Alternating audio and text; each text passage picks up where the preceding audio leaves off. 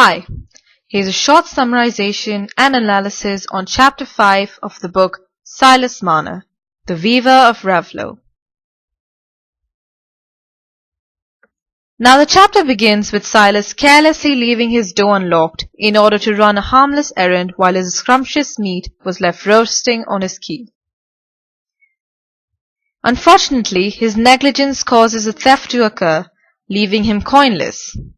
It is one of the few rare occasions where Silas takes a situation for granted and in all his naiveness and ignorance loses what means the most to him without least expecting it. Interestingly, the highlight of this chapter is Silas's extreme and almost unhealthy attachment to his gold coins.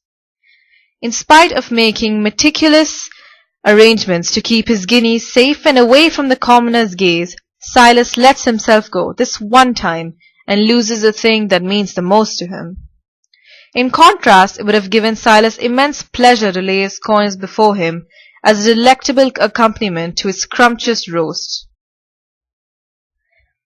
Eliot couldn't have put it any better when she says that for joy is the best of wine, and Silas's guineas were a golden wine of that sort.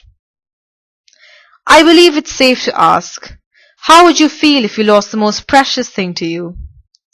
Multiply that sinking feeling by at least 10, and then hopefully you'll be at par with the poignant grief that Silas was overcome by on finding out that his treasured coins were gone missing. However, we must first observe the different stages of realization that Silas passes through on finding the lack of gold coins in his cottage. He begins by letting out a loud, frustrated scream, an inevitable scream of defeat. He then reaches what seems like an impractical conclusion that a higher power has a part to play in his loss. However, it is not long before Silas strikes out the idea of the above happening and reaches a more rational assumption of there being a theft in his house, a more comforting assumption as he believes that there is a chance of his gold returning back to him. Furthermore, we also notice how Silas turns to his loom and seeks comfort and reassurance from it. It is almost apparent by now that weaving is a weird coping mechanism that Silas turns to every time he is faced with a life-changing crisis, like he did in Chapter 1 with the departure of Sarah from his life in Lantern Yard.